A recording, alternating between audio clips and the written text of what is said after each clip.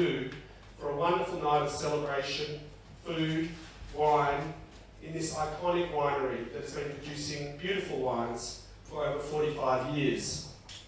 This evening there'll be some speeches, there'll be some stories and memories, and of course there'll be the presentation of the 2017 Cullen Award for Excellence. So without further ado, we'll move into our first speaker, who is Nola Marino, the federal member for the South-West in the electorate of Forest.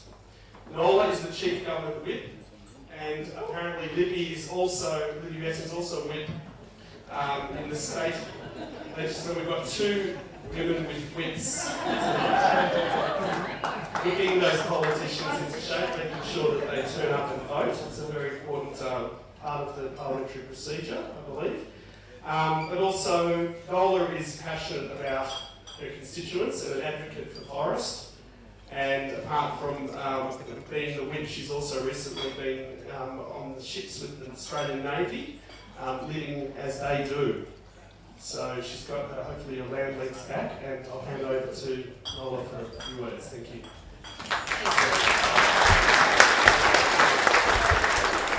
Barney, can I just acknowledge you and your wonderful family, not only for what you've done here, but the amazing vision. Because everyone here is part of that vision that you had. And can I congratulate everyone here who's part of the Awards for Excellence tonight, and acknowledge all of my parliamentary colleagues, and each one of you is here as a very special guest. Thank you for being part of this, and thank you, Vanya, and your family. It is an absolute honour to represent this part of the world. And wherever I go, I represent Australia overseas as well. And people sometimes say to me, so where do you represent? And I say, the southwest of Western Australia. So where's that? Busselton? Margaret River. And the quality of the wine and food that's coming out of here is very much a key to the future of this region. And you would all know that Libby Libby and myself and Barry have worked very hard to get the Busselton-Margaret River, or Margaret River-Busselton, whichever you prefer, airport up and running.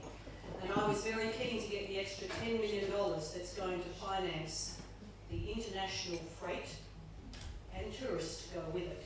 Last night I spent some time with the Singaporean High Commissioner when I flew back and reminded him very much of the opportunities that will exist for them as a nation, for their people, but equally I want you to be part of that. One of the greatest opportunities we have is in preserving the fabulous quality and the perception of quality that goes with this amazing Margaret River region. I hope you have a fabulous night. I hope you come here just to have a great time and celebrate and enjoy what you are all part of, which is probably, I believe, the premier wine region in Australia. Let's celebrate tonight. Thank you.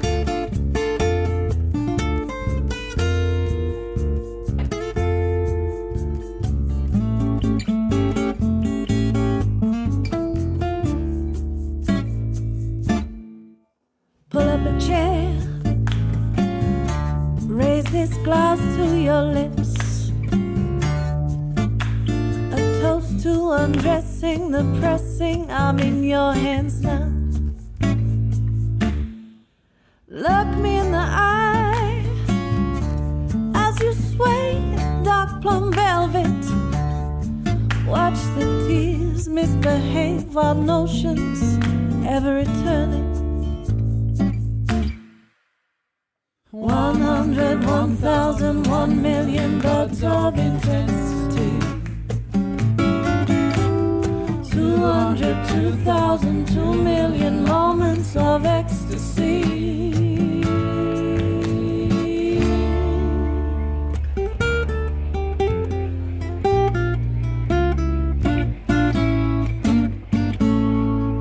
I'm enslaved between gravel and green. So just a brief history of the award. In 2003 when Mum passed away, Dennis Hawken, who is on behalf of the West Australian Wine Industry Association, and I'd like to acknowledge the Larry and Redmond who are here from the West Australian Wine Industry Association, an award for excellence. They created a series of awards at the time that was named after Mum, and that sort of ran until 2013, and I think the funding disappeared. And then the Wine Press Club approached us, Mummy and Tony Devitt, thank you for being here. And they spoke about creating the award of the West Australian Wine Industry Association. And we just felt as a family it would be better if we created an award after Di on behalf of, and Kevin also, award for excellence. So that's how we started the award. And it's really, I know that they were both very passionate about all those things, and they'd probably be horrified that we had an award with their name on it because they're very self-effacing people. Sorry, Mum and Dad. But yeah, so tonight we're very honoured to have, I think, one of West Australia's most amazing people, once again very humble, and who has contributed an enormous amount to West Australian wine, and in particular the beginnings of Margaret River. I would like to announce that Dr. John Gladstone's is the second winner for the Cullen Award.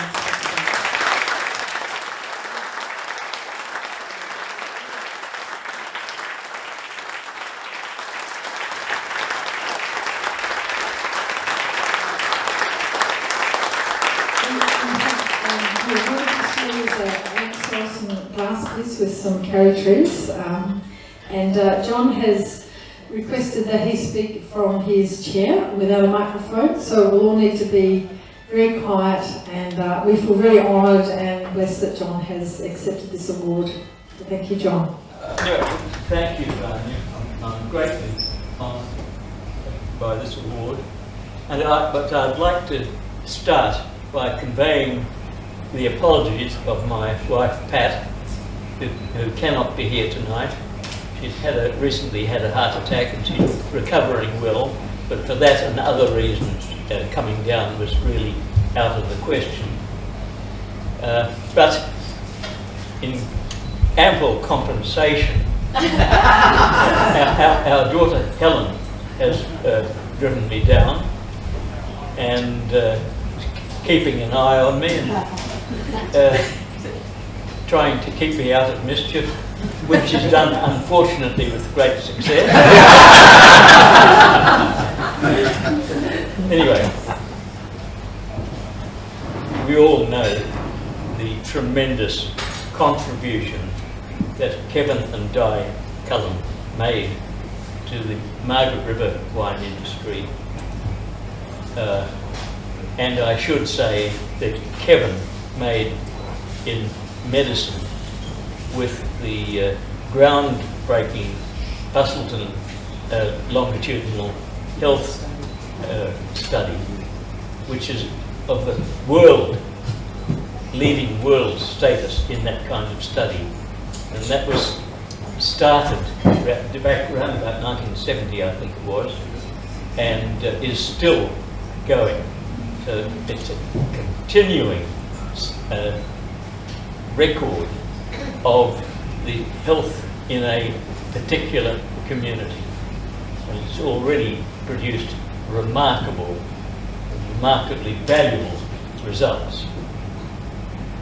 But anyway, I had a great deal to do, of course, with both Kevin and Di in those early years.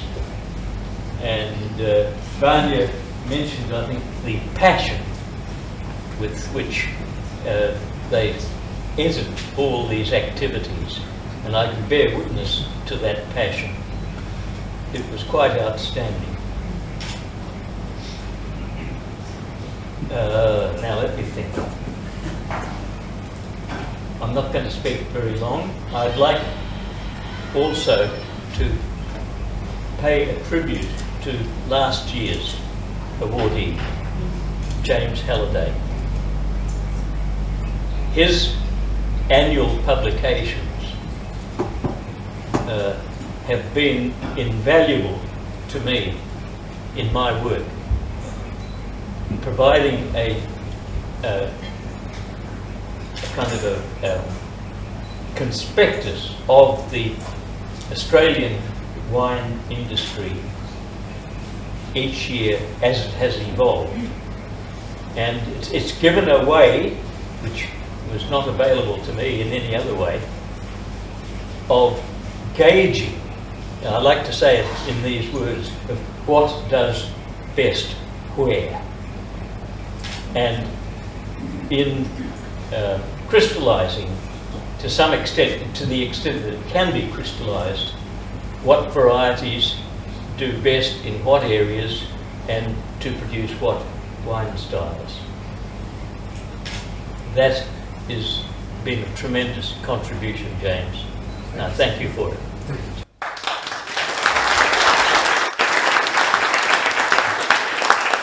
I want to pay a tribute to the winemakers, grape growers and winemakers of Margaret River. It's one thing to have an idea and to put it forward. It's another thing, of course, for this to be brought to fruition. And all the work and financial commitment that has to go into it. That has been the big factor in bringing Margaret River to its present status, which is now a world status. And I believe strongly that we've only just seen the beginning. That this area, this Margaret River region, has tremendous natural advantages for grape growing to produce top quality wines. And if you stick to that,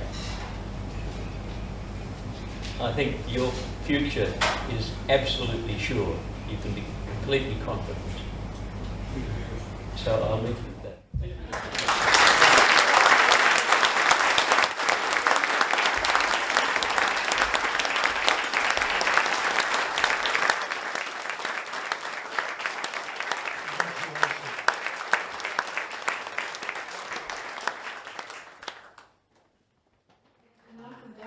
Because John was there at the Williabrup sub-region tasting on Friday, tasting all the wines, which was incredible to have his input and talking to all the people there. There was dead silence and everyone was listening. So it is ongoing, and thank you very much, John. I thought it would be nice now to have last year's winner James Halliday up now to talk to John. And thank you, James.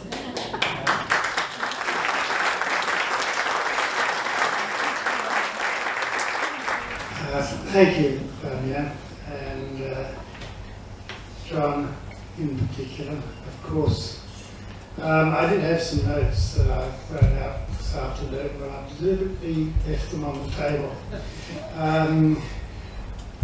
I was also focusing on John's amazing contribution unique contribution, that's a misused word, to Margaret River.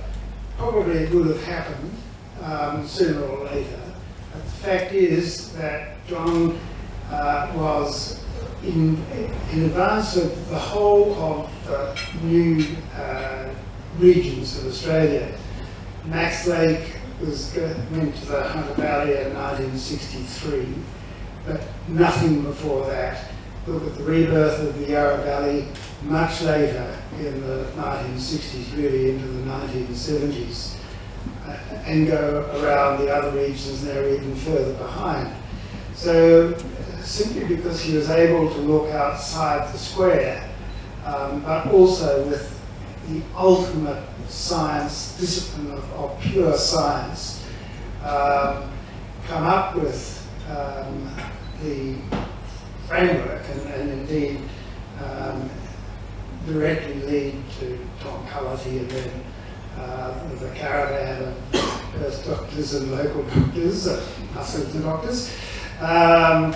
So that was unquestionably just so important for Margaret River, first statement. Second statement, I'm often asked where I would go if I were going to start again. It's a pretty stupid question, but anyway. The lawyer in me says, well, obviously it can't be the Yarra Valley, therefore it's got to be elsewhere. And my answer is, well, if I didn't have a compelling desire to make Pinot Noir, it would be Margaret River. And if I did, it's Tasmania. Why Margaret River? Because I don't know if it was John, but someone did a deal with God to create this climate that is so unique and so devilishly reliable. And this year, shock and horror, there was rainfall, quite significant rainfall over a brief period of time, and interrupted for a while the red wine vintage, although probably, I didn't see the Williabrup wines, but I've been tasting some 17s from here, and you got over it all right. But the rest of us in Eastern Australia, we just put up with drought, floods, bushfires. It's on a cycle, so hence my next life is in Margaret River.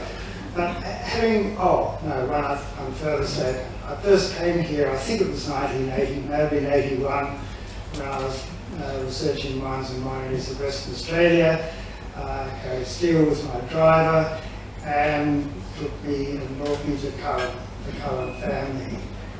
And within a seeming instant, Di had made me feel that I was an adopted son. And she would send me these long and wonderful letters at the drop of a hat. She was just an extraordinary and wonderful woman, and I think a lot of her DNA has followed through into the woman standing next to me on my right-hand side. But I really want to take John's contribution outside of Margaret River. Yes, it's been vital to you, but what he has done is of international importance and certainly relevant right across Australia.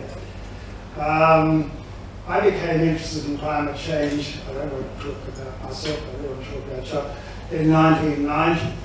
And so I've been sort of nibbling around the edges for quite a while, but for a long time now, John has been my mentor and comes up with some absolutely wonderful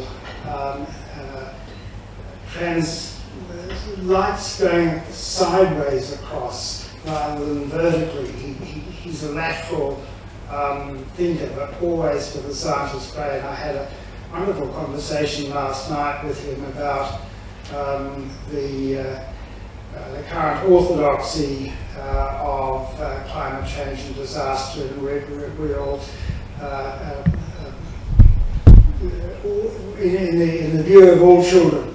Any child across Australia who's less than 12 knows full well that we bad people in this room are destroying the world, and by the time they've had children, it will have all gone up in smoke and flames and whatever else. And John says, yes, well, it's the new Catholic orthodoxy that the Catholics are no longer as able as they once were to make us feel guilty. So you've got to find another source so that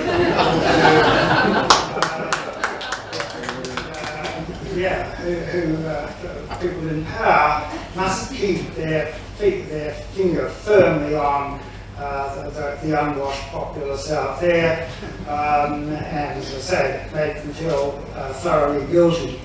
I hit upon a description in, I think it was Wikipedia, moral panic, which is where an idea or theme is floated or becomes in a public's conscience or awareness, which threatens their society, and that leads to moral panic about this indefinable idea. And so it would seem is what we're now facing. The fact that California is able to solemnly pass a regulation saying that carbon dioxide is a pollutant is just, it's terribly distressing to me. And again, John and I share some very similar views, I think, about this. That far from the pollutant, of course, it's what we need beyond all else to feed the world, because it's the food of plants of all kinds, vines, of course, for this room, but it goes way beyond that.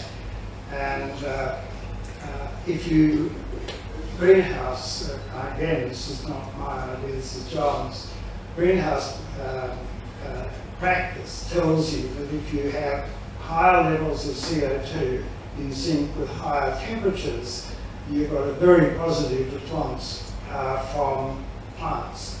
They don't necessarily have to be vines, it goes beyond vines across all plants. And therefore, once again, this doomsday scenario of rising CO2 and rising, here is a bit of a dysfunction, a break in the thing, because if you've noticed, it's no longer global warming, it's climate change. So it moved away from the first two words, because the other two words have now got into play, are less specific, because it's uncomfortable that in fact there hasn't been the predicted warming. And already the models that scientists, or I would say pseudoscientists, but anyway, on the IPCC all, it goes on and I probably should shut up now, but I do emphasise that John's research into the interaction between terrestrial, aerial environment for any plants, but particularly for vines, are of incredible worth, and his matrices that he's done, which you can see in a glance what you should be planting where, and so on and so forth. I'm in awe of you, everyone in this room, but I'm particularly in awe of John Gladson's, and it's been truly and honestly one of the special pleasures of my life that I've been able to talk to him, write to him as much as I have been when we were on the opposite sides of the continent. If we lived next door, we would have long since moved in. If I had my way, I would have moved in.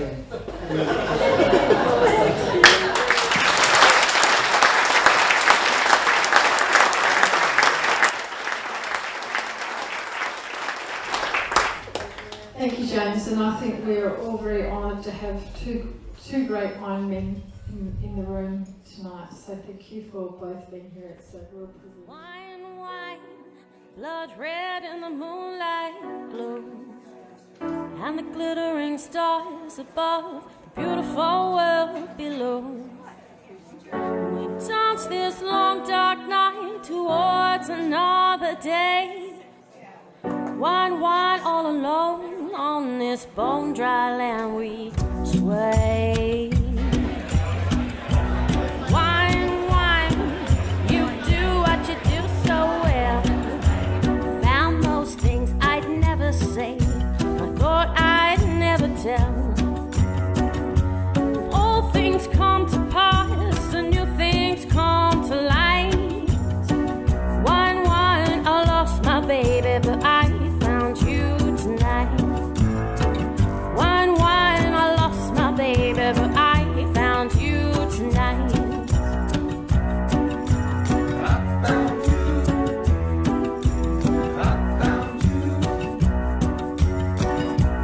Wine, wine, you said, come away from there, where those pretty pink wildflowers grow, and got tangled in his hair.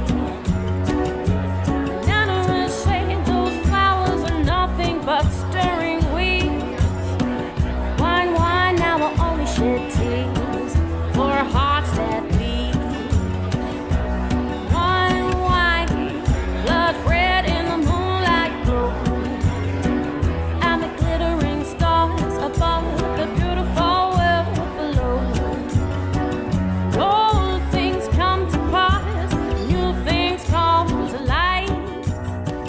Wine, wine, I lost my baby. Mention the Wines of West Australia, the West Australian Wine Press Club, and Margaret River Buses and Tourism Association and Margaret River Wine Association for all their assistance and collaboration tonight. Thank you very much. And also I wanted to thank our beautiful musicians, Cassandra and Sean. I think they've left, but they were fantastic. And also, yes, they were great, thanks. And the staff, I think we should put our hands together for the staff and the chef. The food has been spectacular. Ian Robertson is our chef, and I think they're going to come out and present themselves. They've done an amazing job. That last dessert just took me over the edge, wasn't it spectacular? The honeycomb, the sugar. I'm not going to sleep tonight. So, I think they're coming out. Okay, when they come out, they'll come out and you can all congratulate them. And really, it's been a fantastic night. And the food's been amazing, the wine's been special. And here they come, the chefs. Thank you so much. It's been a good job. Really.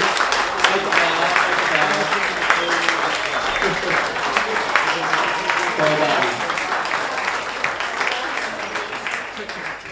Thank you to all our speakers and to all our to Nola Marino and to Libby Metal who've come tonight. And also I'd like to say thank you to Vanya and Shelley and for the Cullen family for what they've done tonight, and you know, in terms of wine production and in terms of what they do for West Australian wines. It's pretty unique, it's special, and trailblazing is the word that I constantly come back to. So, big round of applause for Cullen Wines.